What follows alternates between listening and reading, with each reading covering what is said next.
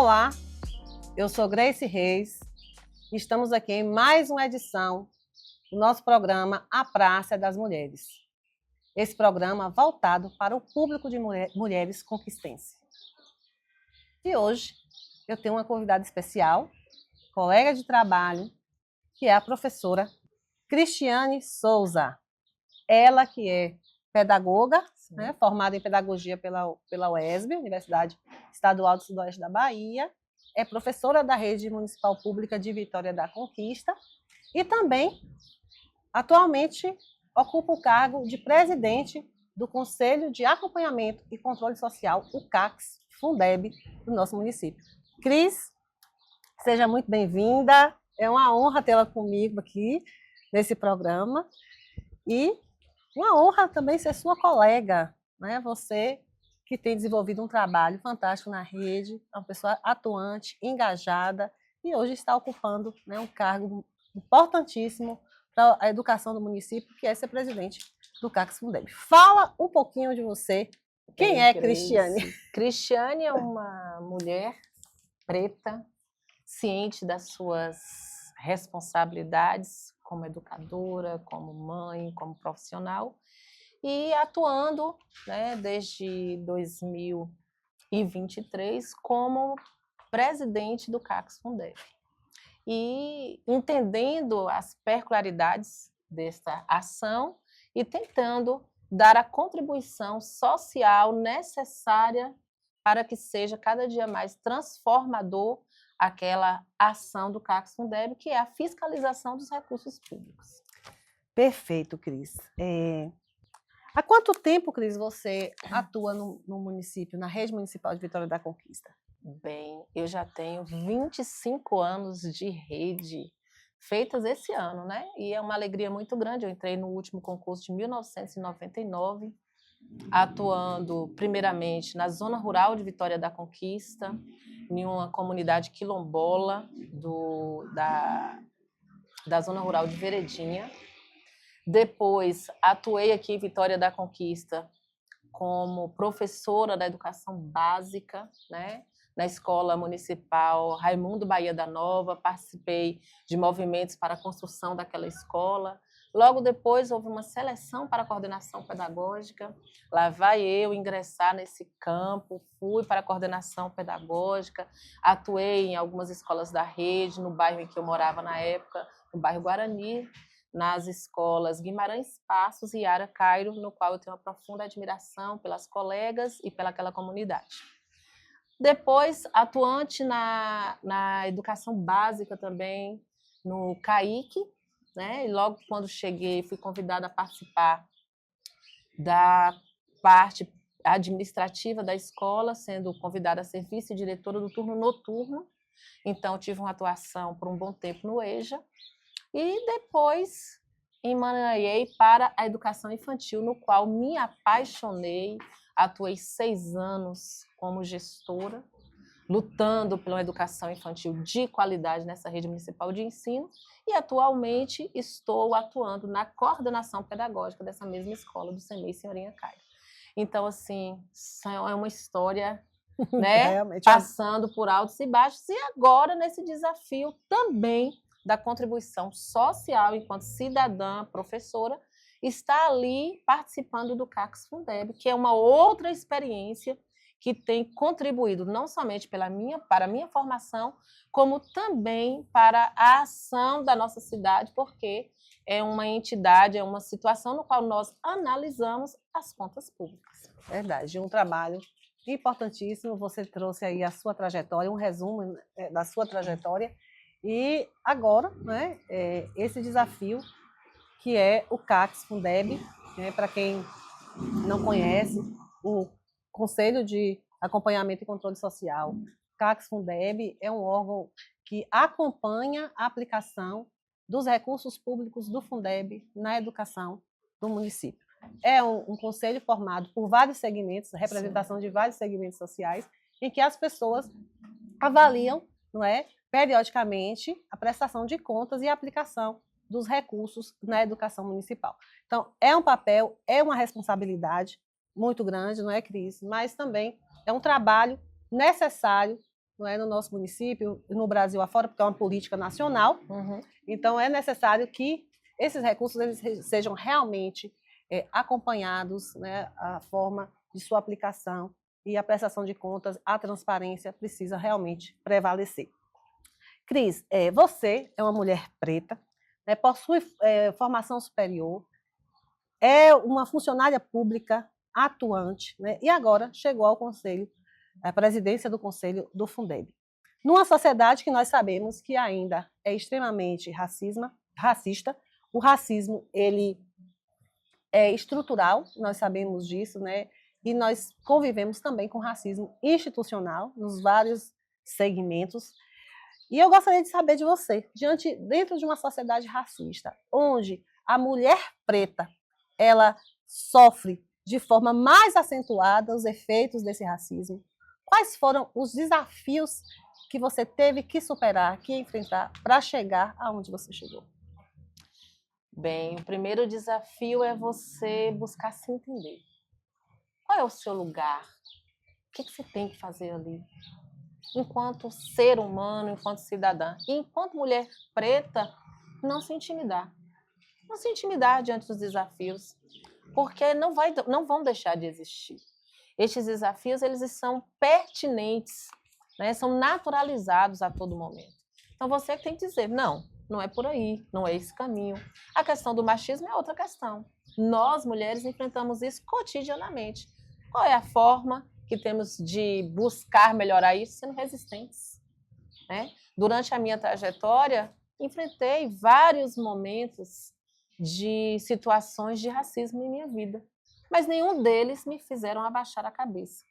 Não somente porque sempre acreditei no potencial que eu tinha e tenho, mas também por entender que a gente tem que ser a diferença.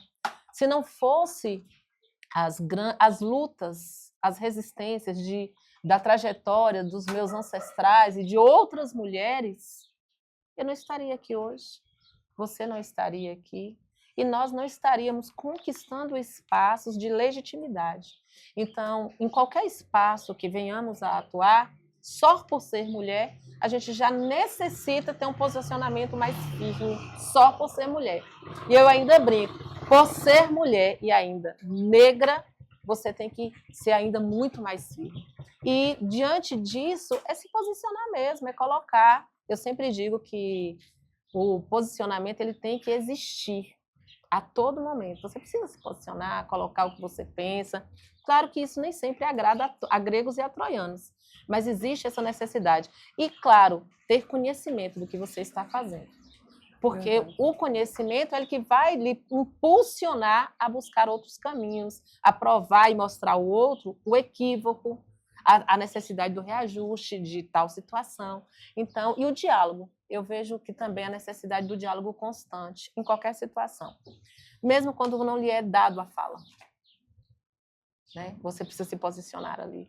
Então, é importante que nós tenhamos este entendimento. Conhecimento é transformador. Já dizia Freire, né? Exatamente. Que a educação ela não muda o mundo, ela transforma pessoas. E a gente precisa entender isso. Como mulher, como força. Né? Somos nós que estamos no dia a dia das nossas vidas, impulsionando vida. Verdade.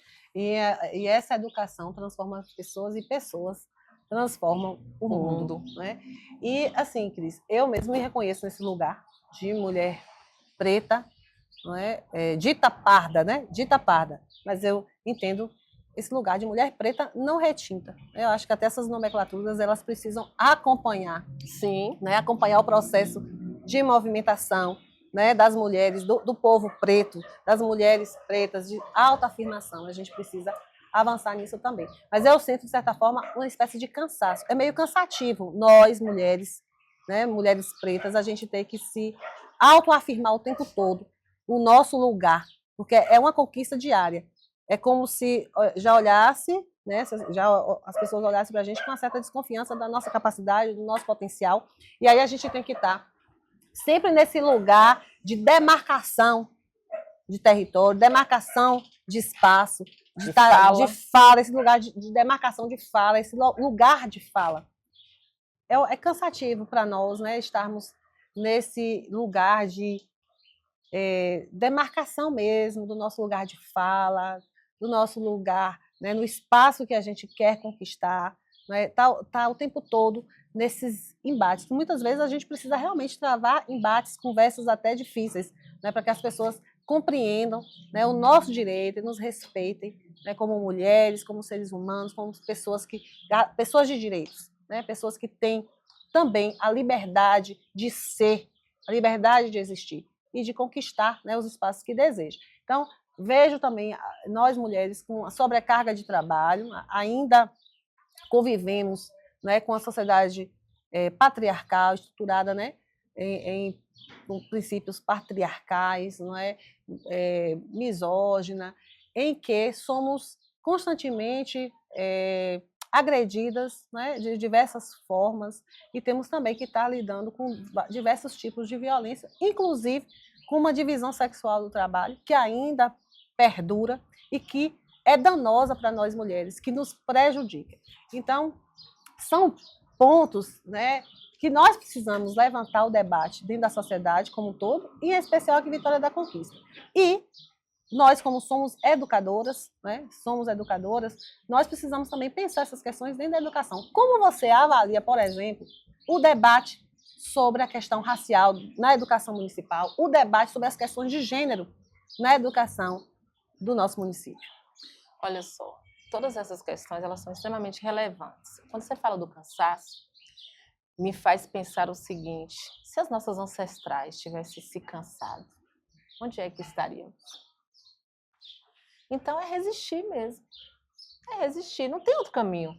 A uns é dado tudo, a nós as migalhas. Mas essas migalhas que nos são dadas, nos são dito oportunizadas, transformamos em pérolas e vamos à luta. Verdade. Vamos continuar caminhando, Exatamente. Vamos continuar incomodando, vamos continuar dizendo. O que aquela negra está dizendo? Por que aquela negra fala tanto? Quem é ela? Quem é você para dizer isso? Porque essas falas ainda são pertinentes no nosso cotidiano de vida. Infelizmente. Né? Quando não é na nossa frente, é nas nossas laterais, é atrás de nós, é por trás de nós. Então, isso é contínuo. Então, eu entendo que o debate enquanto educadoras que somos, ela perpassa desde a educação infantil até o ensino médio, até a educação superior. Ela ainda precisa ser entendida e reestruturada, reavaliada, reanalisada ao tempo todo, porque é negado. Está aí, mas ainda não, isso não acontece. Acontece. Isso não, o feminicídio é cada vez mais crescente em nosso país, em nossa cidade, em nosso estado, mas esse é calado. Né? Recentemente, nós vimos uma mulher que era delegada ser retirada simplesmente porque enviava dados reais dos fatos da nossa cidade, foi tirada do cargo. Acontece. Quantas e quantas diretoras, professores passam por situações difíceis, complexas, dentro da situação de trabalho? Inúmeras vezes. Muitas vezes, porque justamente por isso.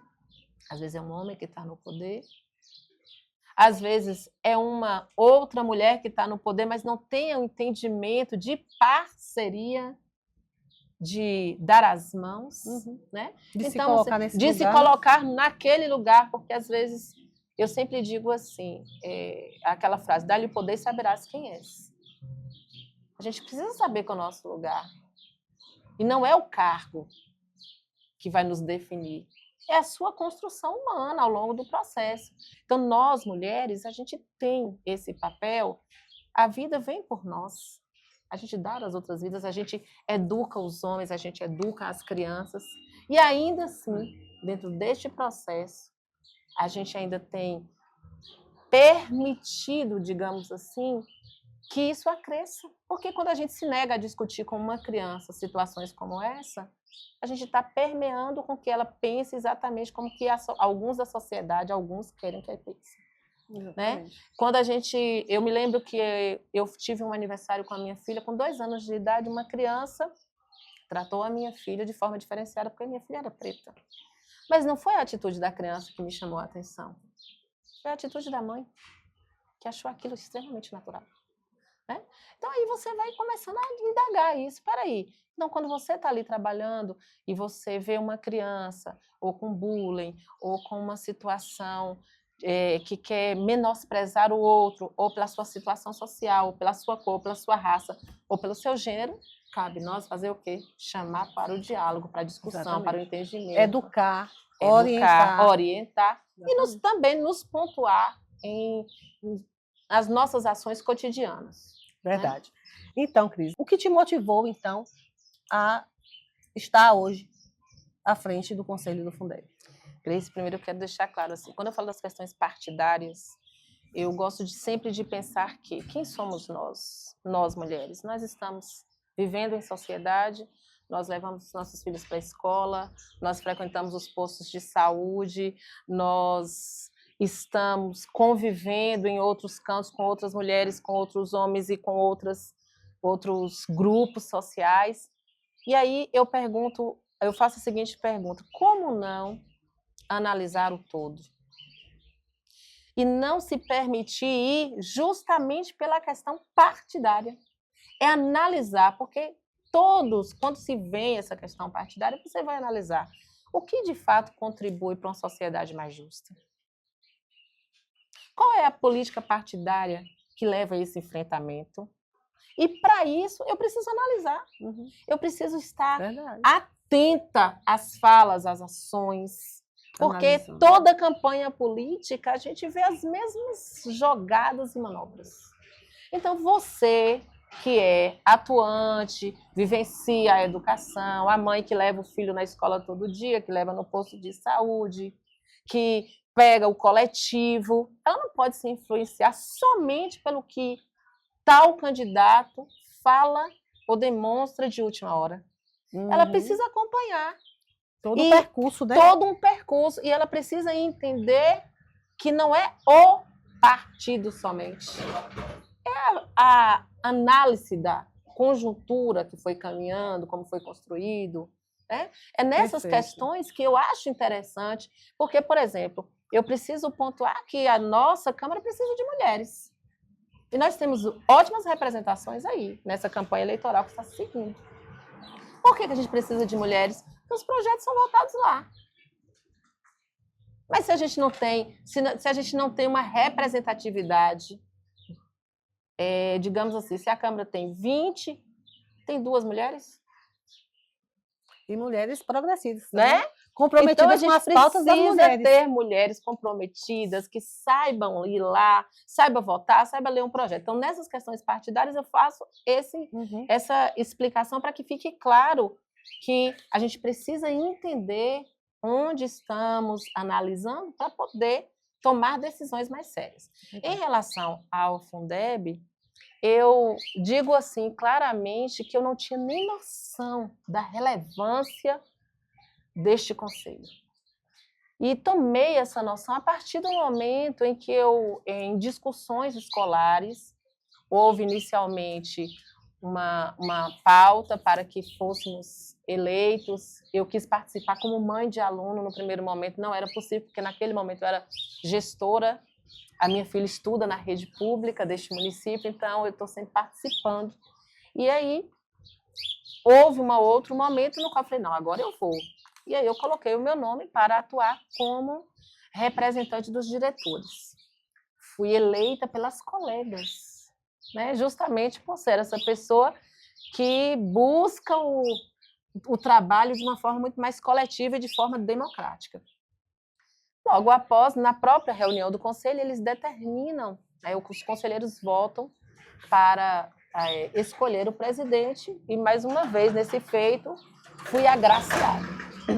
E estamos lá, nós temos uma grande participação feminina no conselho, isso é muito positivo, né? É muito positivo para mim, porque eu não me apoio somente nas mãos masculinas, eu me apoio também, em maioria, nas mãos femininas, e a gente senta, e a gente dialoga, e a gente discute, e eu percebo o quanto é relevante, mesmo que ainda a própria política não lhe dá a condição de avançar muito, mas lhe dá a condição de entender as contas públicas, no sentido de perceber como esse gasto público está sendo pago, está sendo utilizado, e a gente faz inúmeros questionamentos, e a maioria das nossas pautas tem sido aprovadas com ressalvas, com indagações, com questionamentos ao próprio gabinete, e a gente está aí tentando realmente dar uma cara nova,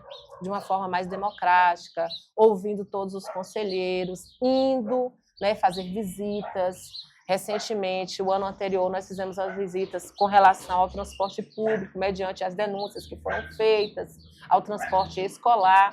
Então, assim, o papel do conselho realmente é um papel fiscalizador. É o conselho que vai até, recebe as contas públicas, tenta analisar dentro das suas possibilidades, é bom deixar claro isso, porque nós não temos no conselho um contador, nós temos pessoas da sociedade civil, pessoas do gabinete, né, da Secretaria Municipal de Educação, profissionais da educação e profissionais representantes dos pais, representantes da comunidade atuando ali.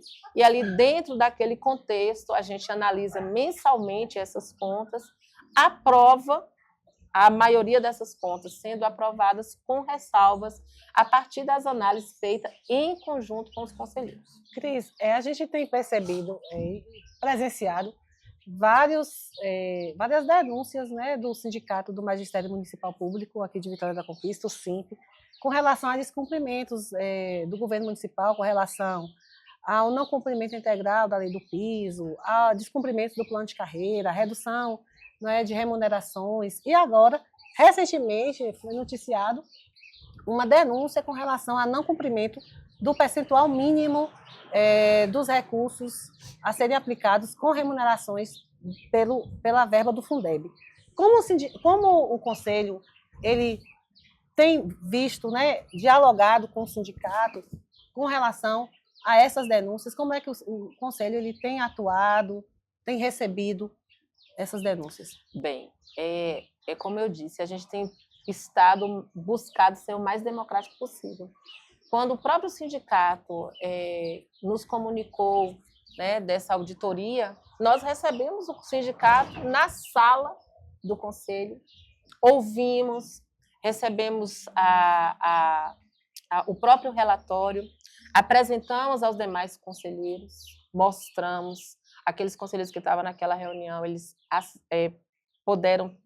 estão com essa ata, estão com esses registros, mas o próprio Conselho decidiu, naquele momento, que era pertinente aguardar, porque não é uma votação no qual você decide, é um Conselho que faz as suas decisões, a partir da análise do todo. Então, os conselheiros eles estão cientes, está lá registrado em ata, o relatório que recebemos foi colocado para os conselheiros, todas as questões, nós temos conselheiros assim, muito atuantes, né, na nossa sociedade, e nós temos colocado, sim, as pautas e também enviado ao gabinete as situações.